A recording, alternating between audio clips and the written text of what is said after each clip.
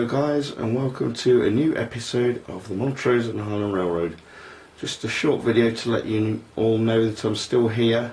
My model railroad mojo has disappeared again at the moment, but I wanted to let you know that I am still here and that I will be back soon. Just recently my good friend Lachie has been to Ohio and Pennsylvania, New Jersey and New York, and he's brought me back some gifts from America for the layout and for my interest. And I've also been lucky enough to take part in a local store, or local to the UK, called Plus Daughters. They had a clearance sale called the Tatty Box Week, so I'll show you what else I bought from there. Let's have a look. We'll have a look at the items that Lachie brought for me. Firstly, he bought me 5 magazines.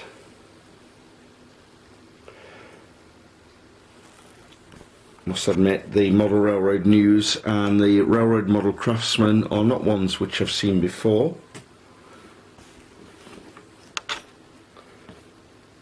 And I've not actually seen this one before either, so they'll make interesting reading.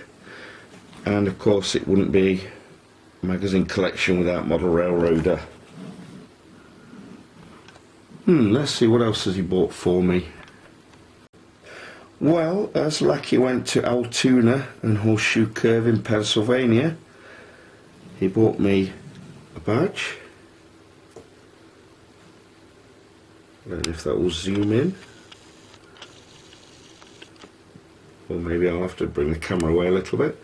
It's a lovely badge, and a brochure for the Railroaders Memorial Museum and Horseshoe Curve.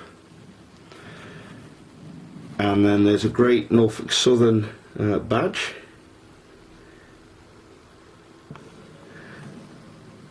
and a leaflet for the Fostoria Rail Preservation Society.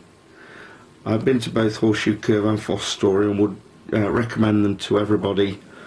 And Lachie also went to Deschler as well, which is close to Fostoria, also highly recommended. And he also bought me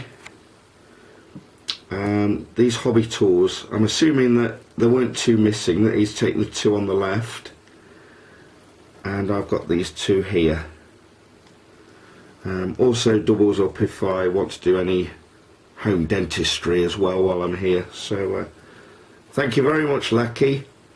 All these items are great, and I'm very grateful to you for bringing them back for me. Thank you. Okay, what else do we have? This is from the Tatty Box Week collection. I've got some new people. Some of these will be serving in the ice cream parlour at Blue Haven, and probably in the coffee kiosk as well on Blue Haven Station. Got some brick walling. Starring brick wall. Not very exciting, but I needed it. So some road signs. Faller is a German company. They've made some road signs. I'll be using the post off those and printing out some American road signs. Now these I was glad to get hold of. They're fake signals. I used to have these when I was a kid, and one by one they all got lost. So I was glad to pick these up for a bargain price. I think they were about £2. I was very pleased to get those. We're putting those around the layout. We have a DPM Roadkill Cafe kit, which I'm going to make into a CD bar or something like that with a pool hall above it.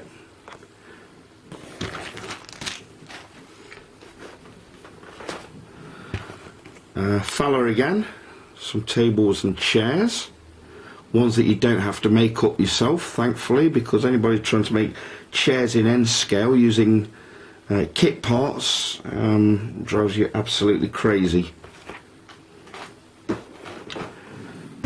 Now the 2 biggest items: yard, office and shed,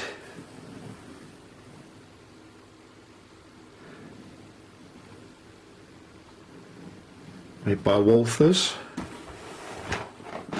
And finally, my favourite kit that Walthers make, the State Line Farm Supply. That's going to become, I think, a used car dealer. And both the latter two items are going to be in Blue Haven in the town. So there we go. Items that I've purchased or had given to me for the layout recently. Let's go and have a quick look at the layout while we're here. Back in September last year I bought this Canadian Pacific Loco.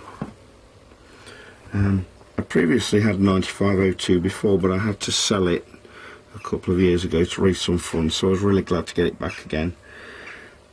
And finally, after 8 months, I managed to get a decoder again for it to move again under its own power.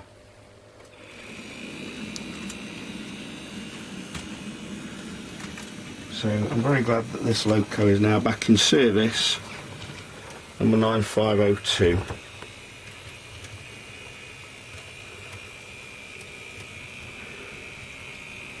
And I've also bought a locomotive second hand as well, and bought a decoder for it recently. And it's this Norfolk Southern Loco here, this ES44. It's now numbered number 8062. But when I purchased it, it was numbered 8093. Now Lachie, who I mentioned earlier, he's got a Loco which is numbered 9083.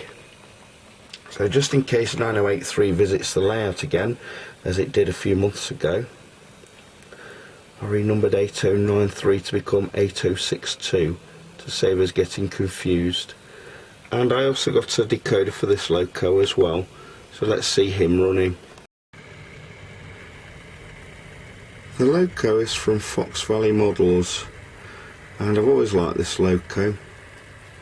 I've got quite a lot of them in the Norfolk Southern Heritage liveries, but this is the first black and white Norfolk Southern one that I've paid for and running on the layout.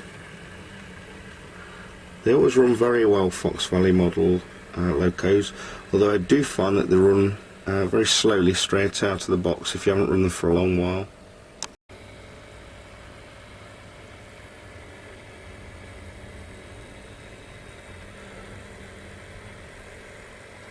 (8062) runs very smoothly, very quietly, and even though it's a second-hand Loco, it ran like this straight from the box. I've had to do no servicing for it at all, other than cleaning the wheels.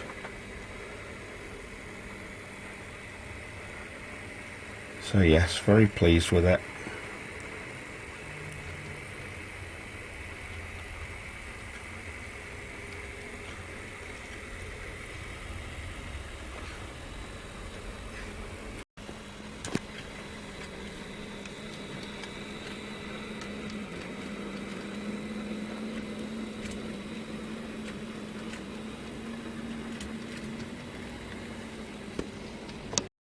The one other thing I've done on the layout was to relay a piece of track. It's the second one away from the camera here, starting just here on the extreme right, goes under the bridge at Pennsylvania Road and around this curve in front of the signal cabin.